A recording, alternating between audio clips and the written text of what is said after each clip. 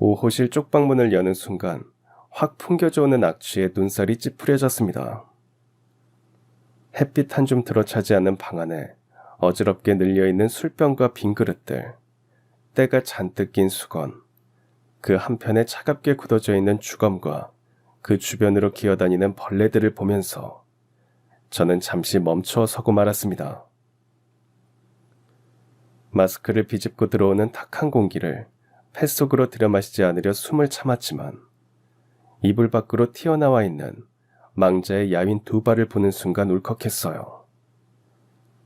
아유, 내가 정말 못 산다. 엊그제까지도 기침 소리가 들렸는데 오늘 아침에 문을 열어보니까 젖골이 됐지 뭐요. 내가 이래서 혼자 사는 노인네는 안 받으려고 했는데 곧 경찰도 올 거니까 어쨌든 시체 치우고 나면 방 청소나 깨끗하게 해줘요. 쪽방 주인은 차마 망자를 바라보지 못한 채 열린 문틈으로 흘낏거리며 혀를 찼습니다. 고독사 한 분은 이르는 넘어 보였습니다. 이틀 전까지 기침 소리를 들었다면 아마도 이틀 전에는 살아있었다는 말이겠죠. 전 유품 처리사입니다. 망자의 유품을 정리하고 마지막 흔적을 깨끗하게 치우는 사람입니다. 이 일을 한 지는 좋게 10년은 넘었어요. 최근에는 주로 고독사한 사람의 유품을 처리해달라는 의뢰를 많이 받고 있습니다. 마스크 속으로 파고드는 썩은 냄새에 이제 이골이 날만도 한데 여전히 적응이 안 되는 게 저도 왜 그런지 잘 모르겠어요. 아마도 그건 죽음과 삶의 경계에서 남겨진 냄새이자 망자들이 산자들에게 마지막으로 전하는 흔적이기 때문일 겁니다. 뒤늦게 경찰이 도착해서 조사를 하고 의사가 사망 진단서를 쓰면 구급차가 망자를 싣고 나갑니다. 무연고자일 경우 범죄 혐의가 없으면 부검은 생략되고 장례도 아주 간소하게 이틀 정도 형식적으로만 진행합니다. 고독사는 말 그대로 끝까지 쓸쓸하고 외롭게 이승과 이별을 고하게 되는 셈이죠. 우리나라는 노인 인구가 전체의 절반을 넘는 노령 국가라고 합니다. 예전에는 자식이 부모님을 부양하는 게 당연한 것처럼 여겨졌지만 이제는 시대가 바뀌고 의식이 달라지면서 자식도 부모 세대도 각자의 삶을 살기를 원한다고 하죠. 각자 살면서 가끔씩 얼굴 보고 밥 먹는 게 서로 마음 편하다고 하고요. 자식들과 함께 살지 않는 어르신들이 많아지면서 고독사하는 경우도 많아졌습니다. 밤새 안녕인 어르신들의 경우 언제 돌아가실지 아무도 모르는 일이 되었습니다. 고독사한 어르신들은 경제적으로 어려움을 겪는 경우가 많다고 생각하지만 아닌 경우도 있습니다. 제 경험상 그래요. 고독사와 돈은 아무 관련이 없다는 말입니다. 그럼에도 불구하고 부모가 재산이라도 거머쥐고 있으면 아무래도 자식들이 더 자주 찾아뵙고 함께 시간을 보내는 경우가 많다고는 합니다. 하지만 평생 자식 키우느라 노후 대책조차 제대로 못한 부모는 늙고 병들어서 자식들에게 부양을 책임지라고 말을 못한답니다.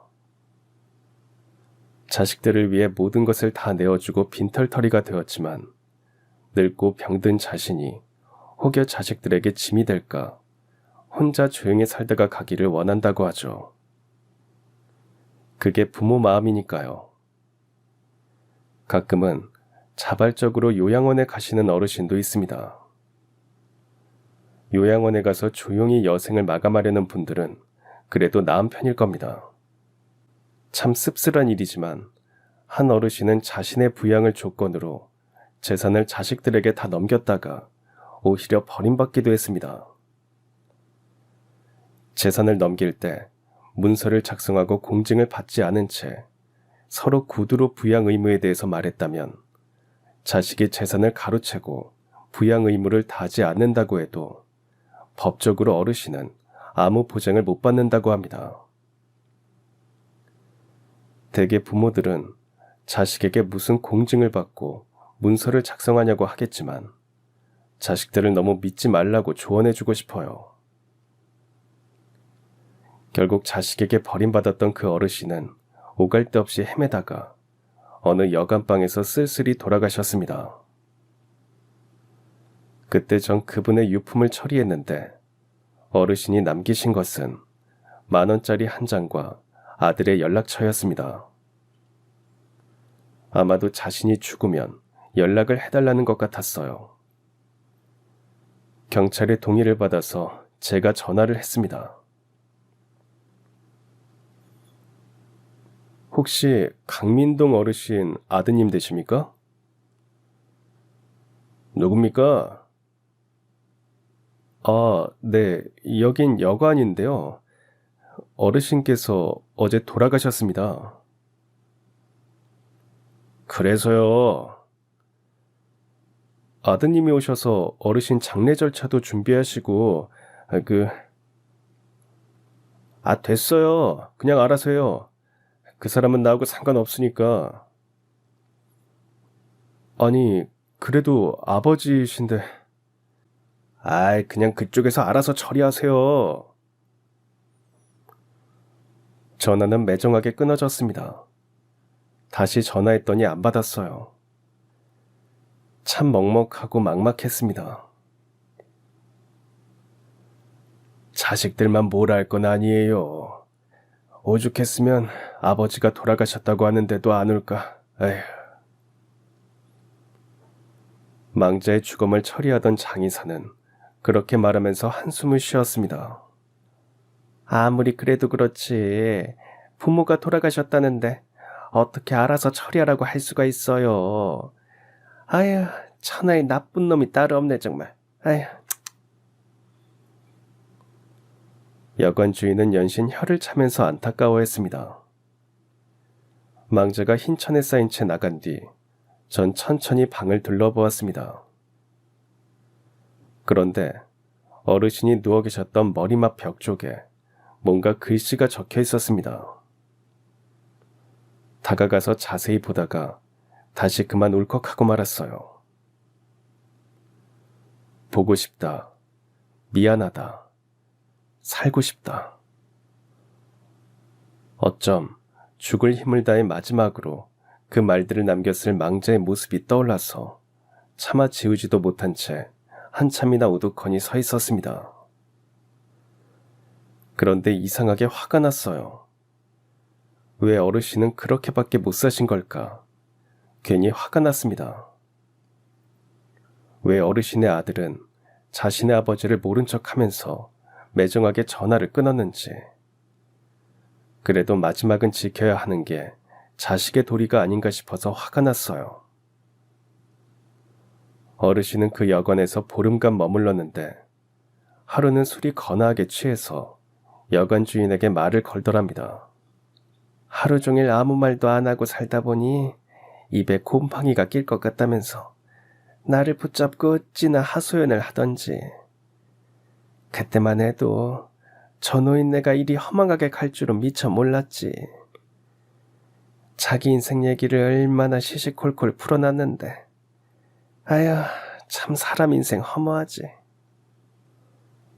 어르신은 가난한 집안에서 태어나 제대로 배우지도 못한 채 18살에 도시로 나가 밑바닥에서부터 시작하여 자수성가한 자신의 인생 얘기를 밤새도록 했답니다. 여관 주인이 졸든 말든 혼자서 주절주절했을 망자의 모습이 또 떠오르는 듯 했어요.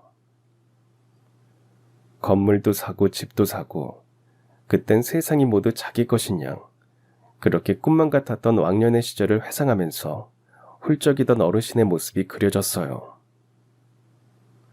여관 주인도 선명하게 그려지는지 눈시울을 붉혔습니다.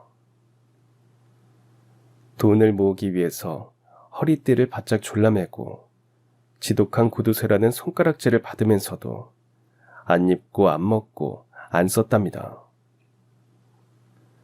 큰 돈을 모았지만 자식들 사는 형편이 딱해서 부양을 조건으로 10,000씩 떼주고 나니까 자식들이 갑자기 돌변할 줄 누가 알았을까요? 자식들은 나처럼 고생하지 말라고, 나처럼 가난하게 살지 말라고 죽을 힘을 다해 돈을 벌었고 다 물려주었는데, 아휴, 내가 자식들을 잘못 키웠지. 내가 미쳤지. 이제 와서 누굴 탓하겠나. 자네는 자식한테 절대 아무것도 주지 마라. 절대.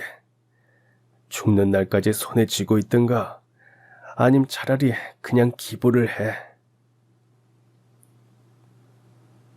그 말이 어르신의 마지막 말이 되었다면서 여관 주인은 내내 눈물을 닦았습니다.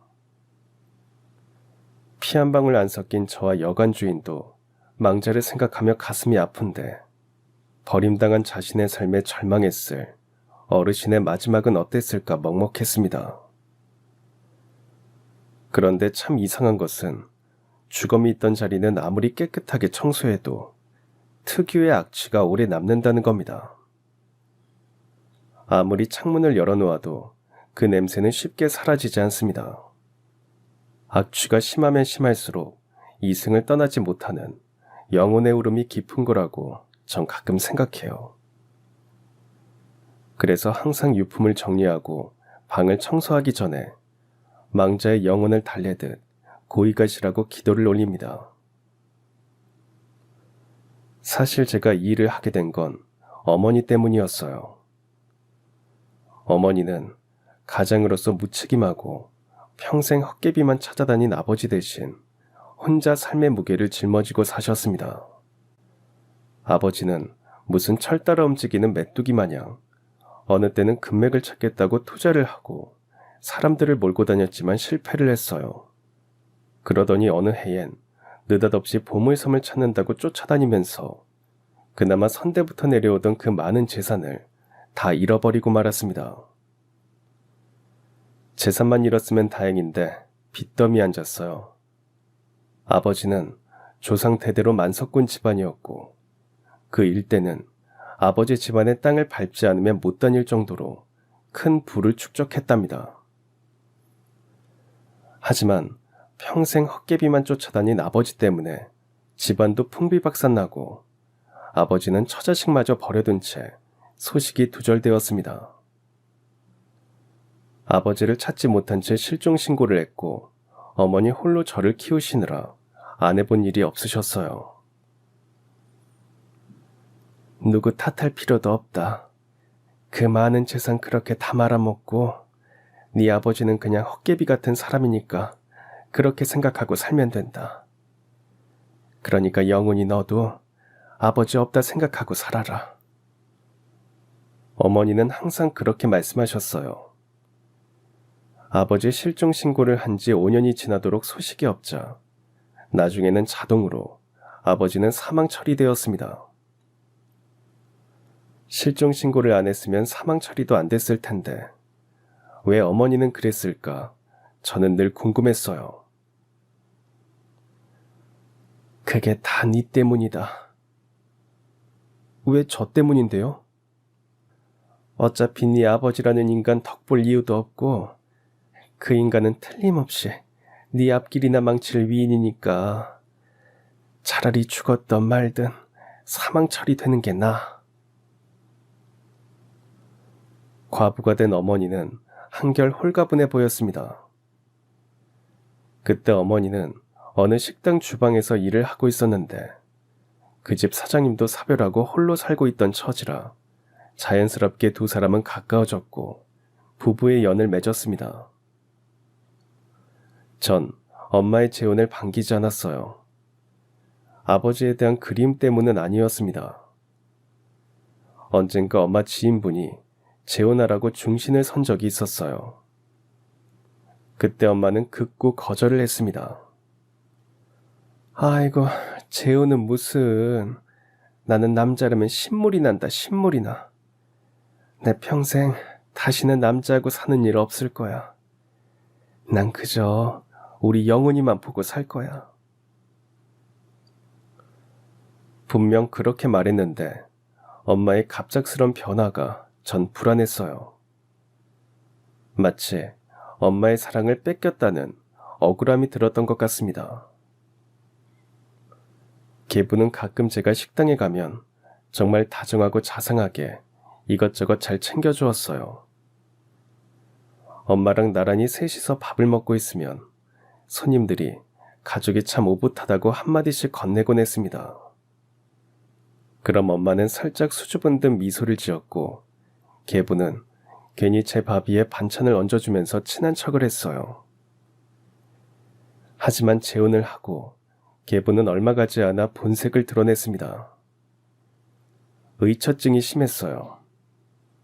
엄마가 남자 손님들에게 인사만 해도 어떤 사이냐고 따지고 들었고 식당에 재료를 배달해주는 사장님들하고 얘기만 나눠도 쌍심지를 켜고 쳐다봤죠.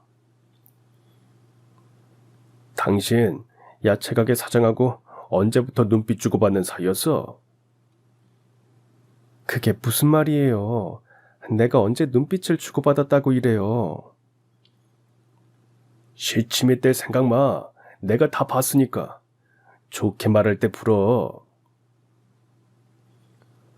엄마는 아무리 아니라고 해도 계부는 믿지 않았습니다.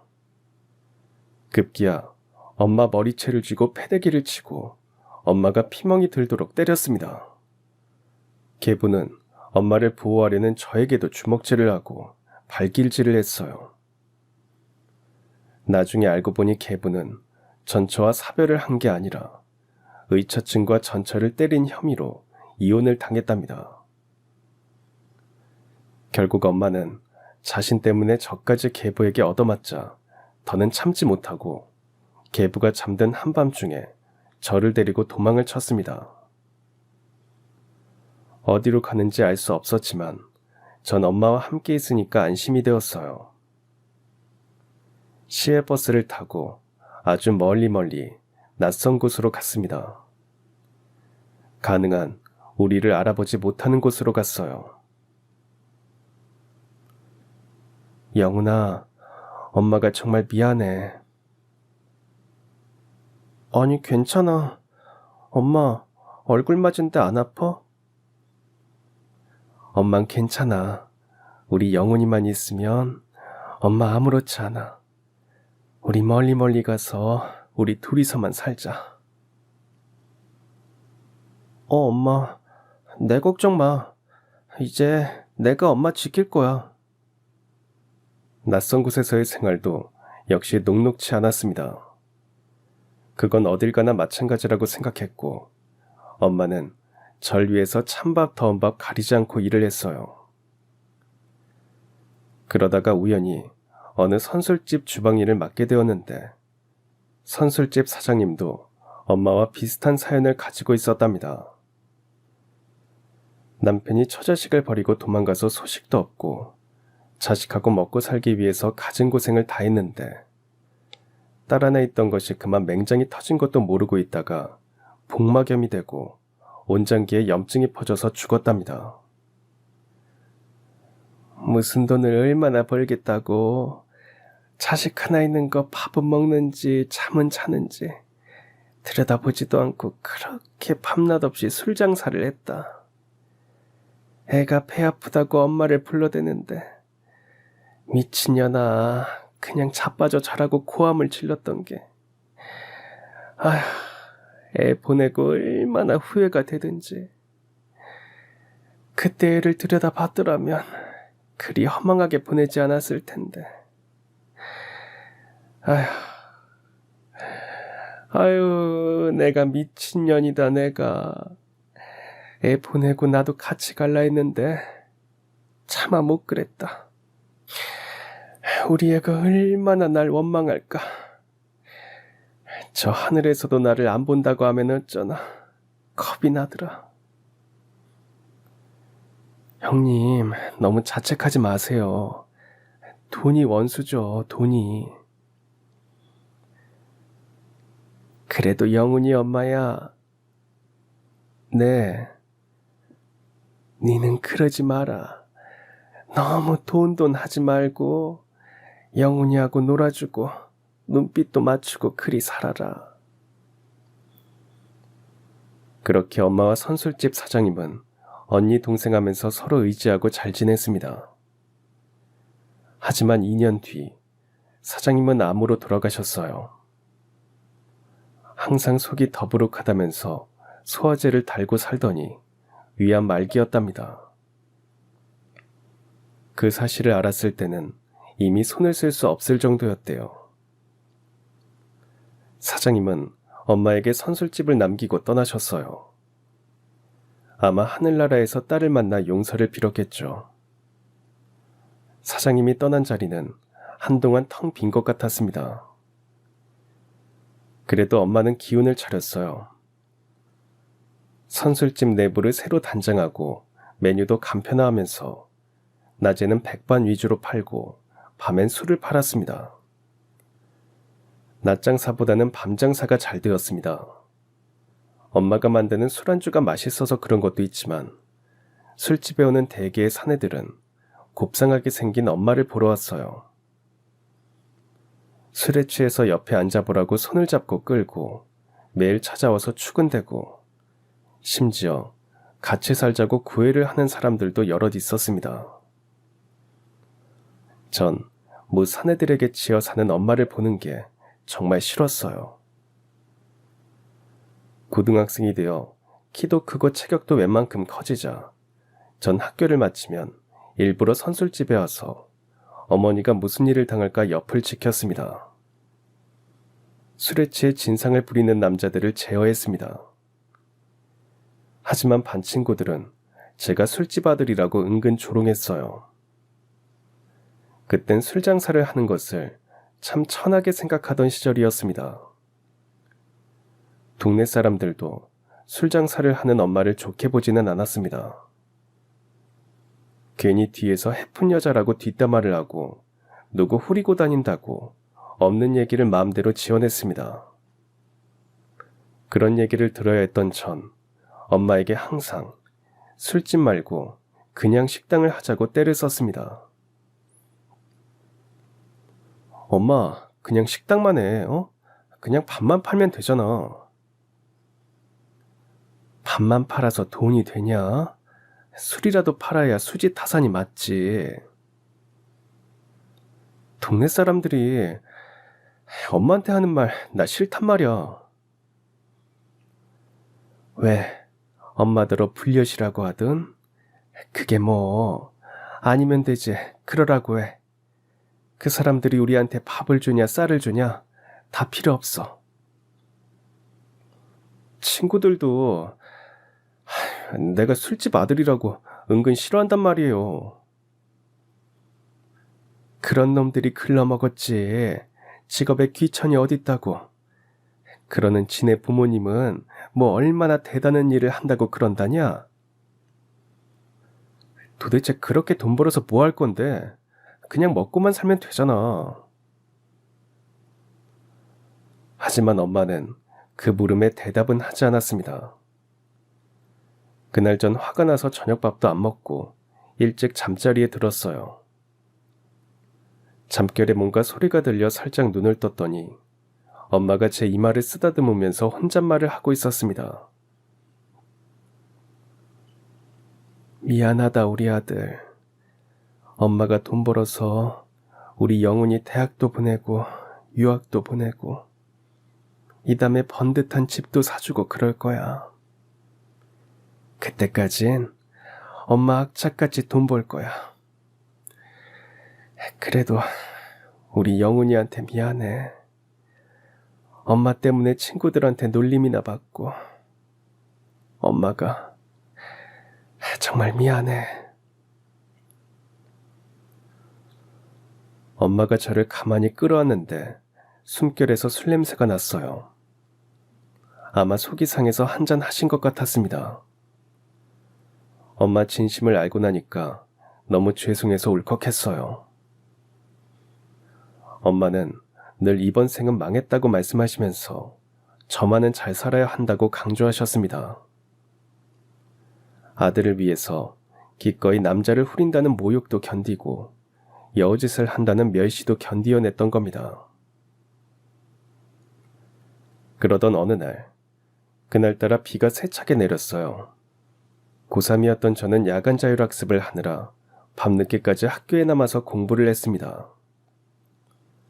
비가 오니까 가게에 손님들도 없고 엄마는 일찍 문을 닫고는 우산을 챙겨 들고 모처럼 아들 학교에 마중을 나가려고 집을 나섰습니다. 하지만 장대비 속에 질주하던 차량에 치여 그만 돌아가셨습니다. 뺑소니 사고였어요. 가해 차량은 목격자가 없다는 것을 알고는 쓰러진 어머니를 급히 차에 싣고 가다가 외진 곳에 버리고 달아났습니다. 차라리 그냥 갔더라면 어쩜 어머니는 빨리 발견되어 살 수도 있었는데 어머니는 그렇게 비명 행사를 하셨습니다. 자율학습을 마치고 집에 와보니 엄마가 없었어요. 가게 문도 닫혀 있었죠. 밤새 엄마를 기다렸지만 오지 않았습니다. 사람들은 엄마가 누군가와 눈이 맞아서 도망갔다고 수근거렸어요. 절대 아니라고 생각했습니다. 경찰에 신고를 했지만 실종인지 가출인지 알 수 없다고 했어요. CCTV도 별로 없던 시절이었으니 엄마의 동선을 따라서 찾는 것도 불가능해 보였습니다.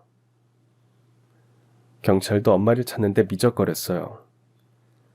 결국 저 혼자 가게에서 집으로 향하는 방향을 샅샅이 훑어봤지만 어느 곳에도 엄마는 없었습니다. 다시 반대 방향으로 훑어가다가 우산을 발견했어요. 제 우산이었습니다. 그제야 어쩌면 그날 엄마가 우산을 들고 학교로 오다가 무슨 일을 당했을 거라는 심증이 들었습니다. 양쪽 길을 일일이 살피면서 거의 3km쯤 왔을 때였어요. 길다란 고랑 안에 누군가 누워 있었습니다. 엄마였어요. 피범벅이 된 채 굳어버린 엄마를 안고 얼마나 울었는지 모릅니다. 엄마는 부검을 했고 뺑소니 사고를 당했다는 결론이 나왔지만 가해 차량은 끝내 찾지 못했습니다. 엄마만 억울하고 원통한 죽음을 맞이했어요. 무슨 정신으로 장례를 치렀는지 지금도 기억이 안 납니다. 엄마를 땅에 묻고 돌아와서도 이제 뭘 해야 할지 몰라 며칠 방 안에 우두커니 앉아있기만 했습니다. 고3이었지만 대학도 포기했어요. 보름 만에 정신을 수습하고 엄마 유품을 정리하다가 알게 되었습니다. 엄마는 혹시라도 자신에게 무슨 일이 닥치면 저 혼자 살아갈 수 있게 적금 통장을 여러 개 들고 있었어요. 안 먹고 안 입고 안 쓰면서 술집 여자라는 온갖 비웃음과 손가락질을 견뎌내고 무사내들의 추궁거림에 시달리면서도 엄마는 꿋꿋하게 아들을 위해 버티고 살아냈던 겁니다. 그건 아마 처자식을 버리고 간 아버지에 대한 미움의 마음이 두려움이 되고 걱정이 되어서 아들에 대한 안타까움으로 변한 것 같았어요. 이깟 돈이 뭐라고, 이깟 통장이 뭐라고. 왜 이렇게 고생만 하며 사셨어요, 엄마. 저 이런 거 안 줘도 되는데. 저 이런 거 필요 없는데. 엄마만 있으면 되는데. 이제 저 혼자 어떻게 살아야 해요? 네? 엄마. 그리고 엄마의 유품 속에는 그동안 제가 몰랐던 것들이 많이 있었습니다. 엄마는 시를 쓰고 싶어 하셨습니다. 제겐 한 번도 그런 말씀이 없으셨는데 가끔 시집을 보고 계시기도 했지만 그냥 집에 굴러다니니까 심심해서 보시나 생각했었죠. 그런데 어머니가 남기신 공책에는 틈틈이 쓰신 시가 무려 30편이나 있었습니다. 지나가는 바람에도 가슴이 울렁거린다. 먹은 것도 없이 계속 토해낸다. 이 덧없는 삶도 다 토해버렸으면. 삶이라는 제목이 적힌 그 시는 읽으면서 내내 마음이 아팠습니다. 아들 녀석 코 고는 소리가 달다. 세상에서 제일 듣기 좋은 소리. 젖달라고 보채던 녀석이 언제 저렇게 컸나. 아들 녀석 코 고는 소리에 기대 단잠이 든다. 아들이라는 제목이 적힌 그 시를 읽으면서 저를 꼭 끌어안고 주무시던 엄마가 떠올라 참 많이 울었습니다. 삶의 애환과 살아가는 희로애락이 묻어있는 엄마의 시는 아주 잘 쓰지는 않아도 그냥 마음을 울렸습니다. 엄마가 겪었을 외롭고 그립고 허망했던 모든 순간들이 고스란히 시에 담겨서 엄마의 유품으로 남아있었습니다. 그리고 어머니가 돌아가시기 며칠 전에 남긴 마지막 시의 제목은 살고 싶다였습니다. 살고 있지만 살아있는 것 같지 않은 자신의 삶에 대한 몸부림 같아서 전 시를 읽다 말고 얼마나 오열했는지 모릅니다. 저 좀 살려주세요. 누구든 제 얘기를 듣고 있다면 저 좀 살려주세요. 그 절박함이, 그 처절한 엄마의 목소리가 계속 제 귓가에 울려서 숨을 쉴 수가 없었어요. 그렇게 엄마는 매 순간 누군가에게 살려달라고 매달리고 있었습니다. 하지만 아무도 어머니의 기도를 들어주지 않았습니다. 신은 정말 있는 걸까요? 전 엄마의 유품을 정리하면서 새삼 깨달았습니다. 죽은 자의 유품과 마지막 흔적 속에 담긴 망자의 일생과 그 마음을 산자들이 오래 기억해주고 기도해줘야 한다는 사실을 말입니다. 그리고 어머니에 대한 죄송함과 좀 더 그분을 사랑하지 못한 자책으로 오래오래 힘이 들었어요. 그렇다고 제가 바로 유품 처리사가 된 건 아니었습니다. 그땐 그런 직업이 있는 줄도 몰랐어요. 얼마 후 전 뜻밖의 아버지의 부고 소식을 듣게 되었습니다. 경찰로부터 연락이 왔는데 아버지는 어느 오일장에서 구걸을 하다 객사하셨다고 했어요. 아버지의 마지막 모습은 측은하다 못해 처절했습니다. 아버지의 주머니에 남겨져 있던 건 자신의 주민등록번호와 어머니와 아들인 저의 이름이었어요. 이미 실종 신고 후 사망 처리된 상태여서 세상에 존재하는 사람은 아니었지만 아버지는 자신의 주민번호와 가족의 이름을 남김으로써 혹여 죽더라도 가족에게 연락이 닿기를 바란 것 같았습니다. 마지막 가는 길은 가족의 배웅을 받고 싶었던 걸까요? 아버지의 낡은 구두를 벗기는데 구두 밑창에서 10,000원짜리 10장이 나왔습니다. 10,000원짜리는 왜 그곳에 넣어둔 것인지 참 의아했습니다. 장의사 말로는 언제든 고향으로 돌아가기 위해서 비상금을 넣어둔 것 같다고 했어요. 그런 경우 많아요. 속옷 안에 돈을 꼬깃꼬깃 넣어둔 경우도 있고 양말 속에 숨겨둔 경우도 많아요. 덜어는 저승가는 노잣돈이라고도 해요. 아무도 배웅해줄 사람이 없으니까 스스로 준비해둔 걸 수도 있고요. 이 돈을 어쩔까요? 글쎄요. 대개 어떻게 처리하나요? 유품하고 같이 대어드리세요. 저승 가시는 길에 노잣돈 하시게. 장의사가 아버지 몸을 깨끗하게 닦고 수의를 입히는데 어린 시절 그렇게 산처럼 크게 느껴지던 아버지의 모습은 온데간데 없고 그저 작고 왜소한 나무 한 그루가 남아있는 것 같았습니다. 그렇게 부모님을 연달아 보내드리고 난 뒤 계속 맥을 놓고 살 수는 없어서 정신을 차렸고 여기저기 일을 알아보러 다니다가 어느 청소업체를 소개받았습니다. 그곳이 유품을 청소해주는 업체였어요. 그때부터 시작한 일이 이제 업이 되었습니다. 앞에서도 말했지만 유품 처리사는 망자의 마지막 흔적을 지우는 사람입니다. 이 일을 하면서 늘 느끼는 것이지만 삶과 죽음의 경계선은 종이 한 장 차이처럼 얇고 허술해서 사는 게 죽는 것보다 못하다고 여기는 것도 죽지 못해서 사는 것도 어떤 의미에서는 참 부질없다고 생각하게 됩니다. 어제까지 멀쩡하게 웃으면서 통화했던 사람이 오늘 스스로 목숨을 끊은 경우도 있고, 몇 시간 전까지도 수다 떨다 안녕하고 헤어졌던 사람이 사고를 당해 비명 행사하는 경우도 허다했어요. 남은 자들은 도저히 믿기지 않은 현실 앞에서 넋을 잃어도 망자는 늘 말이 없죠. 그래서 망자가 남긴 유품과 흔적들을 통해서 전 무슨 말을 하고 싶었는지 그들의 가족들에게, 지인들에게 알려주고 싶었습니다. 마치 망자의 대변자로서 말입니다.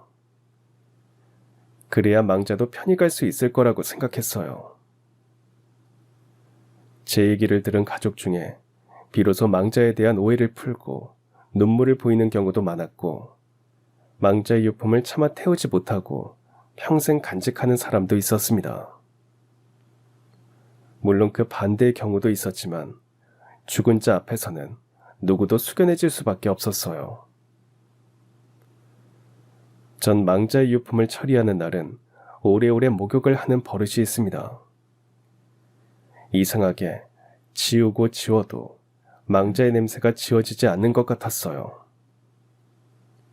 전 잘 못 느끼는데 버스를 타면 사람들이 한 번씩 절 쳐다보면서 흘깃거리는 게 이상했습니다. 하루는 웬 아줌마가 마치 저 들으라는 듯이 혼잣말을 했어요. 멀쩡하게 생긴 아저씨가 노숙자도 아니고, 아유, 이 도대체 이 썩은 냄새는 뭐야? 아유, 이 숨이 막혀 죽겠네. 아유. 전 아무리 맡아봐도 무슨 냄새가 나는지 몰랐지만 그런 얘기를 들은 뒤부터는 오래오래 목욕을 했습니다. 물론 제 직업이나 망자에 대한 부정적인 생각 때문은 절대 아닙니다. 그건 제게 묻은 망자의 흔적이 다른 사람들에게 혐오의 대상이 되는 게 망자에 대한 예의가 아니라고 생각해서입니다. 이 일을 하고 얼마 안 되었을 때 마침 전 어느 원룸에 살고 있었어요. 그 원룸 반지하엔 80을 넘기신 한 어르신이 혼자 살고 계셨습니다. 지나다닐 때마다 반지하 창문으로 어르신을 볼 때가 있었는데 오는 사람도 없고 자식도 없는지 항상 혼자 라면을 드시거나 술을 마시다가 그대로 잠든 모습이셨어요. 전 직업이 직업인지라 혼자 사시는 어르신을 그냥 지나치지 못했죠. 그래서 몇 번 김치도 가져다 드리고 어르신 말벗도 대어드렸습니다. 대개 고독사 하시는 어르신들의 공통점은 돈이 없어서가 아니라 너무 외로워서 쓸쓸히 돌아가시는 경우가 많았습니다. 누구 한 사람이라도 옆에서 말을 걸어주고 챙겨준다면 그렇게 허망하게 떠나지 않는다는 게 제가 이 업을 하면서 새삼 느끼는 교훈이었어요. 그래서 시간 틈틈이 어르신께 뭐라도 더 챙겨드리려고 했습니다. 그러던 어느 날 출장 의뢰가 있어서 일주일 갔다 와보니 어르신이 보이지 않았습니다. 잠긴 문을 아무리 두드리고 벨을 눌러도 기척이 전혀 없었어요. 전화도 받지 않았죠. 이상한 마음에 경찰에 신고를 하고 열쇠기사가 와서 억지로 문을 열고 들어가는 순간 역한 냄새가 풍겨져 왔습니다. 열쇠기사는 비명을 지르고 도로 나가고 경찰도 손으로 코를 막았습니다. 어르신은 반듯하게 누워서 주무시듯 돌아가셨어요. 하지만 쓸쓸한 죽음이었습니다. 왠지 제 탓 같아서 목이 메었습니다. 좀 더 일찍 왔더라면, 아니 어르신께 전화 안부라도 했더라면 하는 후회가 몰려왔습니다. 제가 하도 우니까 경찰은 무슨 관계냐고 물었죠. 어르신의 시신은 장례식병원 냉동실에 임시로 안치되었습니다. 경찰이 자식들에게 연락을 했지만 그냥 알아서 하라고 했다는 말에 전 또 화가 났어요. 어르신의 유품을 정리하다가 알게 된 건 평생 자식들을 그리워했다는 사실이었습니다. 한때는 평범한 삶을 살았고 결혼을 하고 자식을 낳고 그런 평범한 삶을 사는 것에 만족하던 어느 날, 어르신은 다니던 회사가 망하면서 갑자기 백수가 되었답니다. 퇴직금도 받지 못한 채 막노동판을 전전하며 처자식과 먹고 살기 위해서 고군분투했지만 가난을 면치 못했죠. 온몸이 멍투성이에 병원 갈 돈이 없어 파스만 붙이고 다니면서도 버텼던 것은 처자식 때문이었답니다. 하지만 현장에서 떨어져 다리 신경이 끊어지고 영구 장애인이 되었습니다. 절룩거리는 다리로는 더 이상 써주는 막노동판도 없었고 변변한 직장도 잡지 못한 채 끝없는 수렁 속을 헤매던 어느 날, 결국 아내는 지긋지긋한 가난을 견디지 못하고 아이를 남겨둔 채 도망을 갔답니다. 어르신은 그래도 살아야 했기에 어린 아들을 노모에게 맡기고 닥치는 대로 일을 했지만 가난의 굴레는 늘 아저씨의 발목을 붙잡았습니다. 결국 아들은 사춘기 때 가출한 뒤 거의 2년을 끊고 살았고 노모도 곧 돌아가셨대요. 하지만 어르신은 평생 아들에게 미안한 마음이셨습니다. 어르신의 유품에는 아들에게 줄 통장이 있었습니다. 전 아들의 연락처를 경찰에 받아서 전화를 걸었습니다. 어르신께서 아드님께 남기신 게 있습니다. 뭔데요? 뭐 또 빚 같은 거 아니에요? 뭐 대출 서류 그런 거면 그냥 버려요. 난 어차피 그 양반 아들이라고 생각하고 산 적 없으니까. 통장입니다. 통장이요? 뭐 얼마나 있겠어요. 그냥 장례하는데 보태요. 그리고 다시는 연락하지 말아요. 좀 많은 금액이라 직접 확인하시죠. 아이, 귀찮게. 얼만데요? 아들은 귀찮다는 듯이 화를 내다가 제가 금액을 말하자 바로 가겠다고 장소를 물었습니다. 아들은 아버지 장례에 대한 얘기는 이런 방구도 없이 통장에 찍힌 돈을 보더니 씩 웃고는 뒤도 안 돌아보고 갔어요. 전 참 마음이 착잡했습니다. 어르신이 평생 아들에게 미안한 마음으로 모았던 돈은 500만 원이었어요. 그런데 아들은 곧 보게 될 겁니다. 어르신이 아들을 위해 남긴 통장 뒷면에 써놓은 글을 말입니다. 아들아, 미안하다. 많이 보고 싶다. 그리고 나 살고 싶다. 아들은 그 메모를 보면 조금은 아버지에게 미안한 마음이 들까요? 그래도 자식이니까 조금은 아버지의 삶을 이해하게 될까요? 전 아들이 단 한 번만이라도 그런 마음을 가지기를 바랬습니다. 그렇게 또 10년의 세월이 흘렀습니다. 전 유품 처리 회사를 설립하여 바쁘게 생활했어요. 구독자는 해마다 늘어갔습니다. 유품 처리사로 살다 보니 세상에 많고 다양한 죽음을 경험하게 되었죠. 여전히 그 죽음의 마지막 흔적들이 무엇을 의미하는지 늘 생각했고, 언젠가 우연히 직업을 소개하는 모 방송 프로그램에서 유품 처리사에 대한 인터뷰를 한 게 계기가 되어서 여기저기서 강연 의뢰가 들어오기 시작했습니다. 하지만 제가 강연을 잘하는 것도 아니고 해서 되도록 강연 의뢰는 사양해왔습니다. 그런데 최근에 건물주가 바뀌면서 임대료를 2배나 올리는 바람에 걱정이 많아졌어요. 옛 건물주가 좋은 분이셔서 10년간 임대료를 올리지 않으셨는데 참 난감하게 되었죠. 다시 이사를 가야 하나 부동산을 알아보니까 주변 시세가 워낙 올라서 지금 보증금으로는 어림도 없었습니다. 임대료에 직원들 월급에 세금에 공과금에 정말 장난이 아니었어요. 결국 유품 처리사 일만으로는 안 되겠다 싶어서 강연 의뢰가 오는 족족 마다하지 않고 다 달려갔습니다. 한 푼이라도 더 벌기 위해서요. 어느 날 제주도에서 강연 의뢰가 들어왔습니다. 처음엔 제주도가 멀기도 해서 사양하려 했습니다. 하지만 다양한 직업을 가진 사람들의 노하우와 경험을 듣는 프로그램을 어느 사회단체에서 만들었는데 고령화 사회의 유망 직종으로 유품 처리사가 선정되었다고 했어요. 사람들이 유품 처리사에 대해 관심이 많다면서 꼭 왔으면 좋겠다고 해서 부랴부랴 비행기표를 끊고 제주도로 향했습니다. 그런데 공항 대합실에서 기다릴 때부터 유난히 눈에 들어오는 가족이 있었어요. 할머니와 할머니의 아들로 보이는 남자, 그 남자의 딸로 보이는 꼬마애였습니다. 왜 그 가족을 눈여겨보게 되었냐 하면 다른 사람들과 사뭇 다른 분위기 때문이었습니다. 다들 제주도 여행을 간다고 한껏 들떠하고 왁자질걸 수다를 떠는데 그 가족은 이상하게 말없이 앉아서 먼 곳만 보는 겁니다. 여행을 가는 것 같은데 전혀 즐거워 보이지 않는 게 참 특이해 보였습니다.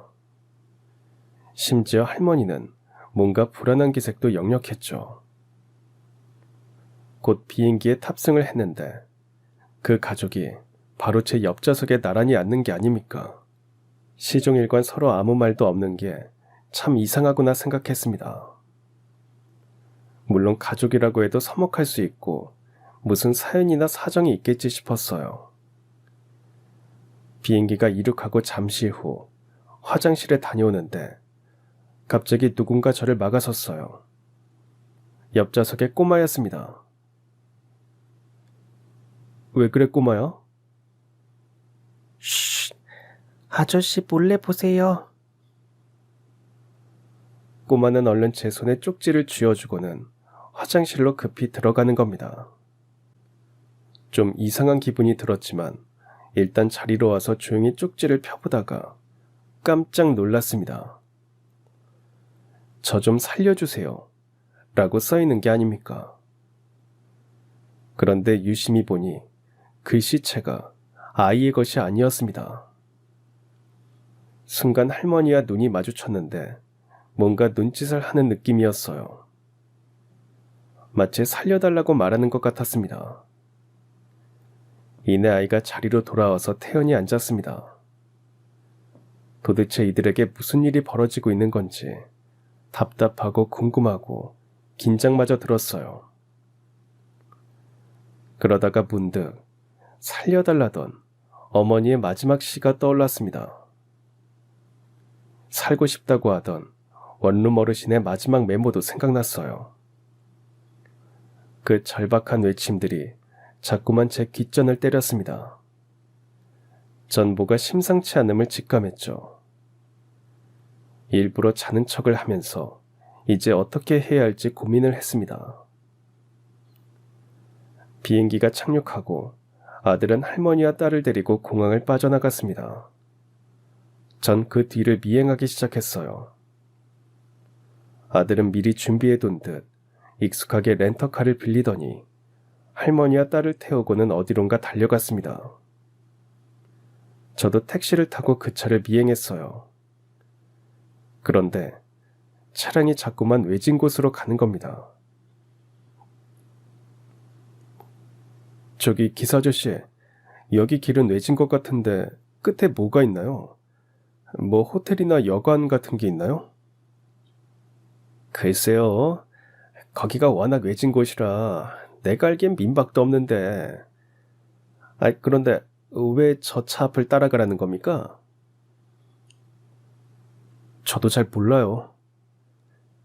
네? 모르는데 따라간다고요? 그런데 무슨 일이 있는 것 같아요. 아는 사람들이에요? 아니요. 아니 그럼 전혀 모르는 사람인데 그냥 감이 안 좋아서 쫓아간다고요? 네. 에헤이 나 참 괜히 남 일에 잘못 끼어들면 더 곤란해질 텐데. 기사는 어리둥절하면서도 난감해했습니다. 민박조차 없다는 외진 곳을 향해 달려가는 차를 보면서 저는 점점 더 불길한 예감을 떨칠 수 없었어요. 기사 말 맞다나 남일에 괜히 끼어들어서 낭패를 보는 건 아닌지 잠깐 갈등도 생겼습니다. 이대로 모른 척하고 택시를 돌린다고 한들 누가 욕할 사람도 없고요. 그런데 자꾸만 저를 쳐다보던 그 할머니의 눈빛이 잊혀지지 않았습니다. 살려달라는 그 무언의 절규가 뇌리에서 떠나지 않았어요. 그래서 전 모른 척할 수가 없었습니다. 드디어 렌터카가 도착한 곳은 숲에 가려진 낡은 요양원이었습니다. 아들이 할머니를 끌어내리려고 하자 할머니는 안 내리겠다고 고함을 질렀고 살려달라고 소리를 쳤습니다. 옆에 있던 어린 소녀도 끝내 울음을 터뜨렸어요. 요양원 입구에서 대기하고 있던 남자들이 나서서 할머니를 끌고 가려고 했습니다. 잠깐만요. 전 달려가서 할머니를 막아섰습니다. 당신 뭐야? 당신은 지금 뭐 하는 겁니까? 그걸 왜 내가 말이야 하는데? 비행기부터 봤는데 당신 지금 이분을 납치하려는 거 맞죠? 뭐? 이 사람 우리 엄마야. 세상에 엄마를 납치하는 아들이 있어? 아들은 제 말에 조금 당황하면서도 애써 아닌 척 코웃음을 쳤습니다. 할머니, 이 사람이 아들 맞아요? 할머니는 고개를 끄덕였어요. 그럼 왜 저에게 그런 쪽지를 주신 겁니까? 에? 무슨 소리야? 이봐요. 우리 엄마가 치매예요. 치매에 걸려서 요양시키려고 온 거라고요. 서울에도 요양원이 많은데 왜 굳이 제주도까지 왔어요? 그리고 이런 외진 곳에요? 여기 공기가 좋아서요. 내가 왜 이런 말을 해야 돼? 당신 당장 안 가면 경찰에 신고할 거예요. 네, 경찰 신고받고 왔습니다. 마침 적절하게 경찰이 왔어요. 제가 택시를 타고 오면서 이상한 느낌에 미리 신고를 해두었거든요. 갑자기 경찰이 나타나자 요양원 직원들도 당황하고 아들은 뭔가 낌새를 알아차린 듯 도망가려다 잡히고 말았습니다. 그렇게 아들이 경찰서로 끌려가고 전 경찰의 허락하에 할머니와 손녀를 임시로 보호하기 위해 호텔로 데리고 왔어요. 할머니는 여전히 두려움이 가시지 않은 듯 한동안 아무런 말을 못하셨습니다. 제가 따뜻한 차를 타서 드리자 한 모금 마시고는 겨우 진정이 되시는지 그제야 자신의 얘기를 털어놓으셨습니다. 할머니는 남편이 일찍 죽고 홀로 외동아들을 키우면서 살았답니다. 아들을 금지옥엽보다 더 귀하게 키웠고 아들이 해달라는 건 무조건 다 해주었대요. 온갖 고생을 하면서도 견딜 수 있었던 것은 오직 아들 때문이었고 아들만 바라보고 사는 게 할머니의 낙이었답니다. 하지만 너무 오냐오냐 키운 탓인지 아들은 점점 버릇이 없어졌고 자기 마음대로 안 되면 때를 쓰기 일쑤였죠. 중학생이 된 이후에는 자기 뜻대로 안 되면 할머니를 때리면서 폐륜적인 행동도 서슴지 않았답니다. 그래도 할머니는 참았답니다. 가난하고 배운 것 없는 부모를 만나 아들도 힘들 거라고 생각했죠. 하지만 고등학생이 된 아들은 돈이 될 만한 것을 모두 가지고 집을 나갔습니다. 가지 말라고 붙잡는 할머니를 뿌리치고 가버렸죠. 아들의 발길질에 넘어져 할머니는 뇌진탕을 일으켰고 병원에 입원도 해야 했답니다. 그래도 아들을 원망한 적은 없었대요. 그저 무사히 돌아오기만을 빌었답니다. 그러던 어느 날 아들이 돌아왔대요. 할머니는 너무 반가워서 눈물이 쏟아졌지만 어린 딸을 데리고 와서는 그냥 두고 가버렸죠. 어디서 어떻게 아이를 낳은 건지, 애엄마는 어떻게 된 건지 아무런 말도 없이 아들은 또 사라졌습니다. 할머니는 이제 어린 손녀를 키우면서 살았대요. 역시 할머니는 아들을 원망하지 않았어요. 다 당신이 잘못 가르치고 키운 탓이라고 생각했죠. 아버지 없이 자라는 게 불쌍해서 그저 품기만 했던 게 잘못이라고 자책하면서 어린 손녀만은 제대로 잘 키우려고 노력하며 살았답니다. 다행히 손녀는 착하고 바르게 자라주었대요. 그런데 손녀가 10살이 되고 얼마 뒤 뜻밖의 아들이 다시 돌아왔답니다. 어머니, 그동안 집 나가서 어머니 속만 썩여드리고 정말 죄송합니다. 용서해 주세요. 정말? 이제 돌아온 거야? 네, 어머니. 저 이제 정신 차렸어요. 집 나가면 고생이라더니 저 정말 너무너무 힘들었고 후회 많이 했습니다. 진작 어머니 말 들었더라면 어머니 마음고생도 안 시켜드리고 저도 지금보다는 더 잘 됐을 텐데. 어머니, 이제라도 저 잘하겠습니다. 아휴, 아니다. 네가 이렇게 돌아와줘서 엄마는 그걸로 됐어. 엄마가 오히려 미안해. 그런 말씀 마세요. 저 같은 못난 자식도 자식이라고 이렇게 기다려주시고 또 우리 지민이도 이렇게 예쁘게 잘 키워주시고 어머니, 앞으로 평생 어머니께 효도하면서 잘 모시고 살게요. 할머니는 마음 잡고 착실하게 살겠다는 아들을 보면서 그동안의 모든 고생을 다 보상받는 느낌이었답니다. 그렇게 아들은 마음을 잡고 할머니를 도와 농사일도 배우면서 딸도 잘 돌보면서 살았대요. 그리고 아들이 돌아오고 2달이 지나자 갑자기 가족여행을 가자고 하더랍니다.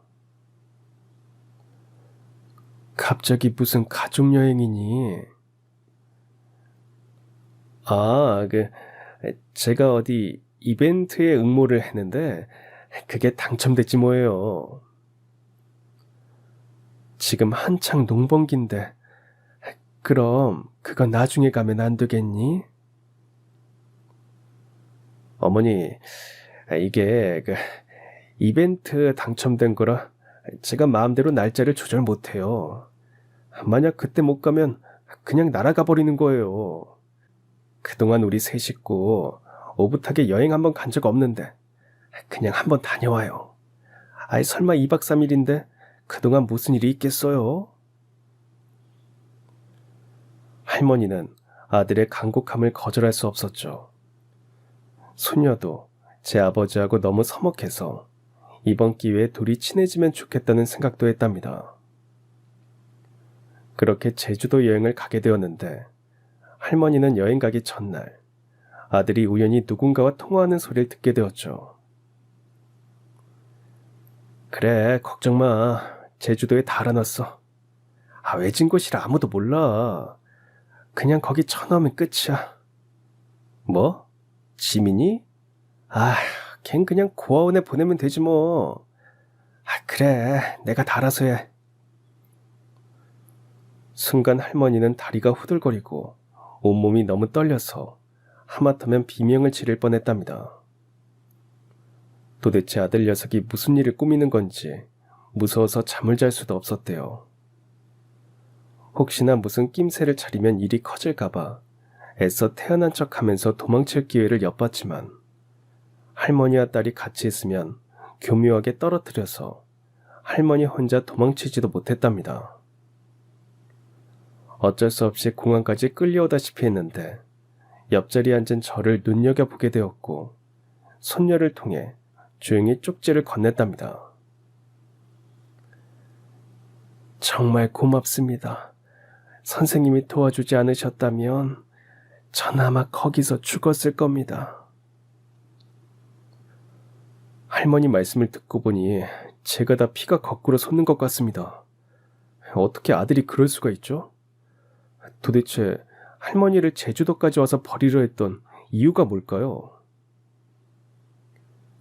아마 제가 고향에 사둔 땅 때문일 겁니다.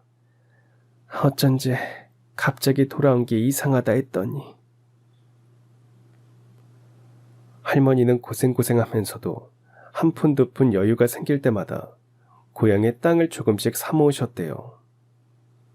언젠가는 거기 가서 집을 짓고 살 생각이었답니다. 처음 살 때는 거의 황무지나 마찬가지여서 거저 사다시피 했죠. 아들이 손녀를 맡기러 왔을 때 우연히 그 땅 문서를 봤답니다. 아마 돈 되는 게 있나 집을 뒤지다가 그걸 본 모양이었죠. 돈도 안 되는 쓰레기 땅을 샀다고 혀를 차고 가더랍니다. 그런데 세월이 지나고 그 땅을 중심으로 개발 계획이 발표되었대요. 자고 일어나면 땅값이 천정부지로 뛰는데 할머니도 가슴이 벌렁거릴 정도였답니다. 매일 부동산 업자들이 찾아와서 땅을 팔라고 하는 통에 정신이 하나도 없었는데 그즈음 아들이 돌아왔던 거죠. 그땐 그저 아들이 돌아오고 마음을 잡았다는 게 너무 기뻐서 아들이 왜 돌아왔는지 깊게 생각하지 못했답니다. 경찰 말로는 아들이 노름빚에 쪼들리고 있었고 사채까지 써서 쫓겨다니는 신세였답니다. 이미 불법 도박 혐의와 사기로 수배 중이었던 아들은 결국 구속되었습니다. 아들은 개가 천선한 것처럼 연기를 해서 할머니를 안심시킨 뒤 여행을 핑계삼아 할머니를 요양원에 처박아 둔 뒤 재산을 가로채려 했던 겁니다. 할머니는 어떻게든 아들로부터 벗어나기 위해서 나름 기지를 발휘했고 마침 제가 할머니를 도울 수 있었던 거죠. 정말 고맙습니다, 선생님. 이 은혜를 어떻게 갚으면 좋을까요? 아닙니다. 당연히 할 도리를 한 것뿐입니다.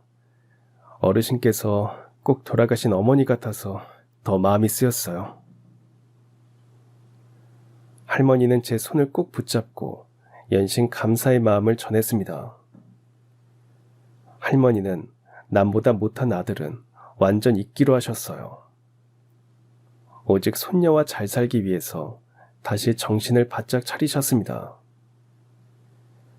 땅을 판 할머니는 생전에 그렇게 거액은 처음 만져본다면서 눈물겨워 하셨어요. 그 돈으로 건물주가 되셨습니다. 나름 번화가에 5층 건물을 사시고 손녀와 함께 지낼 작은 아파트도 구매하셨어요. 그리고 제가 임대료 때문에 고생하는 걸 아시고는 당신의 건물로 입주하라고 하시는 겁니다. 자네한테 평생 무료야. 그러지 마세요. 이런 일일수록 정확하게 하셔요. 그건 건물주 마음이지. 왜, 싫은가? 그럼 이사 오지 말든지. 아니, 그게 아니라 그럼 당장 이사와. 내 마음 바뀌기 전에. 전 그렇게 평생 무료인 할머니의 건물 2층으로 사무실을 이전했습니다. 그리고 할머니의 수영아들이 되어 잘 모시고 살고 있어요. 물론 손녀 지민이의 대부로서도 아버지 노릇도 열심히 하고 있습니다. 우린 누군가의 자식이었고 또 누군가의 부모가 되어 살아갑니다. 나의 부모님에게 조금 섭섭하더라도 나의 부모님이 가난하고 힘이 없더라도 나의 부모님이 옆에 계신다는 것 자체가 얼마나 든든한 백인지 잊지 말았으면 좋겠습니다. 앞으로는 고독사라는 말이 사라졌으면 좋겠어요. 그럼 제 할 일은 줄어들겠지만 전 제가 바쁘지 않은 세상이 좋은 세상이라고 생각합니다. 세상의 모든 부모님들 그리고 어르신들이 건강하고 행복하게 사셨으면 좋겠습니다. 그럼 지금까지 사연 들어주셔서 감사합니다. 사연이 재밌으셨다면 구독과 좋아요 부탁드려요. 감사합니다. 안녕히 계세요.